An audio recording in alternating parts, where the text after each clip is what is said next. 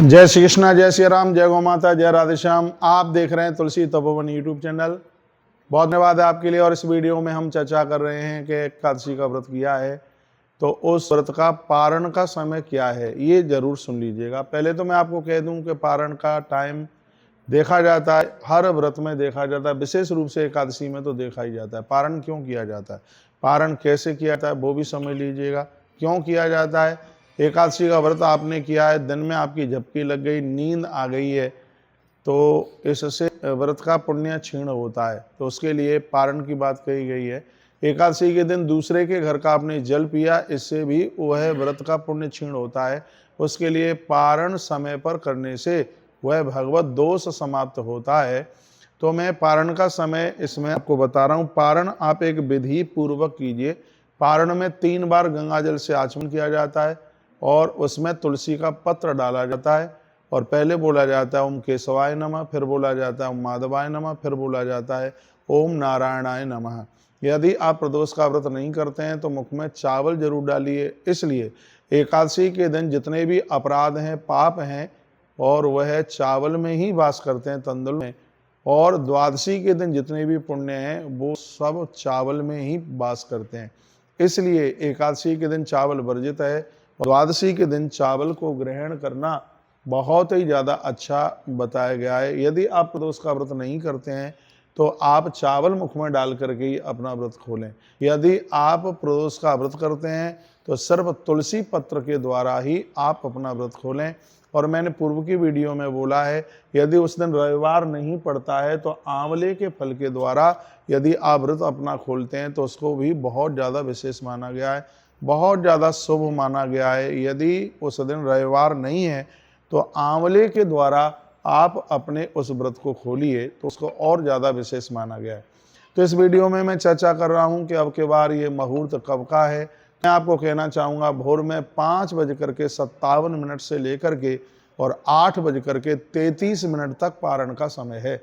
जो ये कब का है, ये है 20 अप्रैल। 19 अप्रैल को आपने एकादशी की है, 20 अप्रैल को पारण का समय है। सुबह भोर में 5:56 से लेकर के और 8:33 तक, इस टाइम में आप पारण कीजिएगा। गंगा जल लीजिए, तुलसी पत्र लीजिए, भगवान के सन्मुख बैठ करके आप पारण करें, जिसमें आप पहले तो आप जितना आपसे बन सके, मैं तो कहूँगा पूरी एक माला आपसे बन जाए, ओम नमो भगवते वासुदेवाय, इस मंत्र का जप कीजिए। उसके तत्पश्चात फिर पारण कीजिए। मैं ऐसे ही पारण करता हूँ। हाथ में 3, पहले ओम केशवाय नमः, एक तुलसी का पत्ता रखिए, उसको अंदर जाने दीजिए। ओम माधवाय नमः, फिर एक तुलसी का पत्ता रखिए, उसको अंदर जाने दीजिए। फिर एक बार फिर जल लीजिए, फिर उसमें तुलसी का पत्र रखिए और नारायणाय नमः कह करके फिर उस जल को अंदर जाने दीजिए। ये 3 शब्द हमने बोले हैं, ओम केशवाय नमः। केशवाय का अर्थ होता है कि भगवान मैं मुर्दा नहीं हूँ, मैं जीवित आपकी ही वजह से हूँ, आपकी कृपा से हूँ। केशव, केशवाय, केशव का अलग कर दें तो क्या बनता है, सब मीन्स मुर्दा।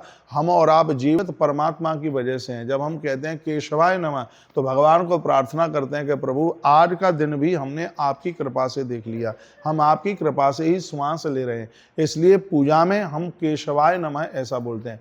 उसके तत्पश्चात दूसरा शब्द है ओम माधवाय नमः। संस्कृत का शब्द है माधव। माधव का अर्थ होता है जो ज्ञान का भंडार है। भगवान श्री कृष्ण का ही एक नाम है माधव। राघव उसे कहते हैं जिसके द्वारा वंश की वृद्धि हो रही है, जिसके द्वारा वंश का विस्तार हो रहा है, जिसके द्वारा इस धरती पर एक बहुत बड़ी, जिसके द्वारा एक ऊर्जा मिल रही है, लोगों को जीने की राह मिल रही है, उसको राघव कहते हैं। लेकिन जो एक ज्ञान का भंडार है उसे माधव कहते हैं। जब हम आचमन करते हैं माधवाय नमः कहकर तो भगवान को प्रार्थना कहते हैं प्रभु मुझे जो भी समझदारी है, मैं जो भी कुछ अच्छा कर रहा हूँ वो तुम्हारी ही कृपा से कर रहा हूँ। मुझे क्या करना चाहिए, क्या नहीं करना चाहिए, यह भी मुझे संदेश आपके ही द्वारा मिल रहा है। यदि कोई गुरु हमें बता रहा है तो आप ही उनके कंठ में बैठ करके बात कर रहे हैं। हे भगवान ओम माधवाय नमः, यानी मैं आज ये व्रत भी यदि मैं कर रही हूँ तो इसमें भी भगवान ये ज्ञान आपके द्वारा ही हमें प्राप्त हुआ है। माधवाय नमः ऐसे बोला जाता है। इसलिए बोला जाता है। और तीसरा शब्द बोला जाता है ओम नारायणाय नमः। नारायण का अर्थ होता है नार माने जीव, अयन माने निवास। जो परमात्मा संसार के कण कण में विराजित है उसे ही नारायण कहते हैं। तो एक भक्त भगवान को कहता है कि भगवान हर जगह मुझे आपका ही दर्शन होता है, ये आपकी ही तो कृपा है भगवान। आपका नाम लेकर के मैंने 3 बार आचमन किया है। 3 बार आचमन इसलिए किया है कि यदि कल मुझसे अपराध हुआ है तो उसे क्षमा कर देना, आज मुझसे अपराध कोई हो जाए तो उसे क्षमा कर देना, और आने वाले कल में भी यदि मुझसे कोई अपराध होता है तो प्रभु उसे आप क्षमा कर देना। इसलिए 3 बार आचमन किया जाता है। तो इस वीडियो में मैंने आपको टाइमिंग्स बताए। 5:56 20 अप्रैल भोर में 10:33 तक एकादशी के पारण का समय है, और आप इसी समय में 11 का पारण कीजिए।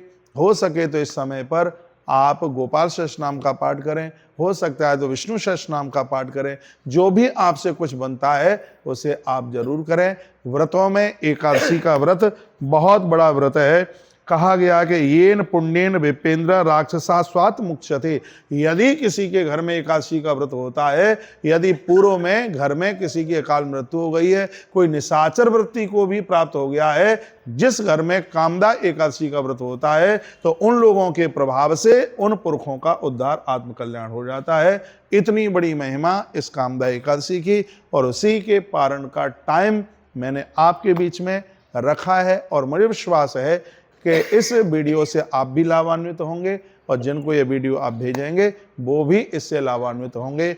और मैंने इतनी सी कथा आपको पारण की सुनाई है, इसकी दक्षिणा बस इतनी सी है कि अपनी आपके मोबाइल में आई हुई इस वीडियो को आगे शेयर जरूर करें, जिससे और भी लोग समय से एकादशी मैया का पारण कर लें। बहुत बहुत धन्यवाद वीडियो पूरा सुनने के लिए। इन्हीं शब्दों के साथ जय श्री कृष्ण, जय श्री राम, जय गौ माता, जय राधे श्याम।